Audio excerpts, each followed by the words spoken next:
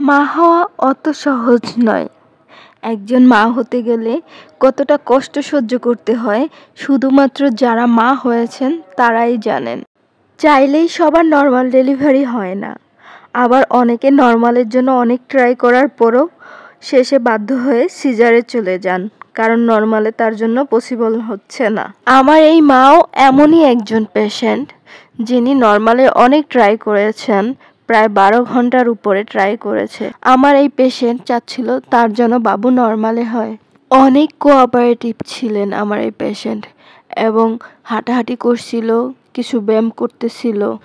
উনি যেভাবেই হোক নর্মালে বাবু নিতে চান, কোনোভাবেই সিজারে যেতে চান না।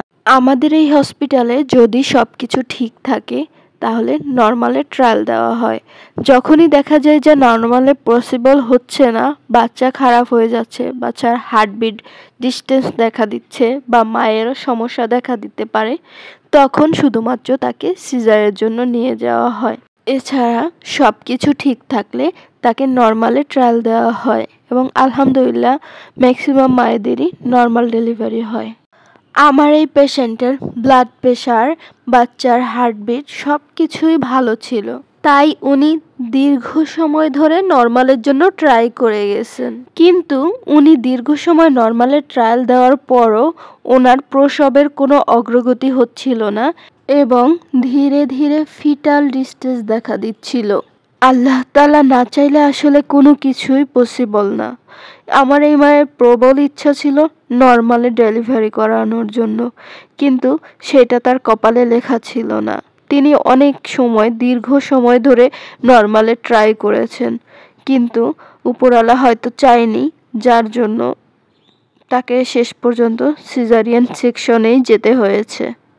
এখনকার অনেক মায়েরাই নর্মালে বেবি ট্রায়াল দিতে ভয় পান। তারা শুরু থেকেই সিজারিয়ান সেকশনে চলে যেতে চান, তারা জানেই না নর্মালে ট্রায়াল দিতে। আমাদের হসপিটালে যখন কোনো পেশেন্ট আসে, কখনোই তাকে সিজারে নিয়ে যাওয়া হয় না। প্রথমে সব কিছু যদি ঠিক থাকে আগে নর্মালে ট্রায়াল দেওয়া হয়, কিন্তু অনেক পেশেন্টই এই ট্রায়ালটাও দিতে চান না। তারা বলেন আমি সিজার করতে চাই। এটা সরকারি হসপিটাল, এখানে চাইলেই হুট করে সিজার করা হয় না। যদি সব কিছু ঠিক থাকে একটা মায়ের, তাহলে অবশ্যই নর্মালে ট্রায়াল দেওয়া হবে। কিন্তু যখন দেখা যাবে যে না, নর্মালে পসিবল না বা আগে 2-1টা সিজার আছে, সেক্ষেত্রে তাকে সিজারিয়ান সেকশনে নিয়ে যাওয়া হয়।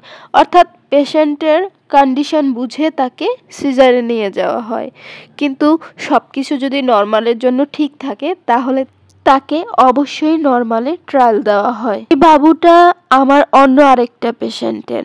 বাবুটা অনেক নাদুস নুদুস হয়েছে মাশাআল্লাহ, এমনকি এই বাবুর ওজন ছিল 4 কেজি। নর্মালে এই বাবুটা আল্লাহর রহমতে সুস্থ এবং সুন্দরভাবে পৃথিবীতে এসেছেন। জন্মের পরপরই যখন এই বাবুটা খুব জোরে কান্না করছিল, এই কান্না শুনে বাবুর মা, সে নিজেও কেঁদে দিচ্ছিল আর বারবার বলে আমার বাচ্চার কান্নাটা থামান, ও কষ্ট পাচ্ছে, ও কান্না কেন করতেছে, কষ্ট পাচ্ছে নিশ্চয়ই তাই কান্না করতেছে, আমার বাবুর কান্না থামান, এভাবে বলতেছিল। এরকম ওজনের বেবি নর্মালি সাধারণত খুব কমই হয়। দেখুন বাচ্চাটার ওজন বরাবর 4 কেজি, মাশাআল্লাহ, এবং কি নাদুস নুদুস হয়েছে। সবাই এই বাচ্চাটার জন্য অবশ্যই দোয়া করে যাবেন।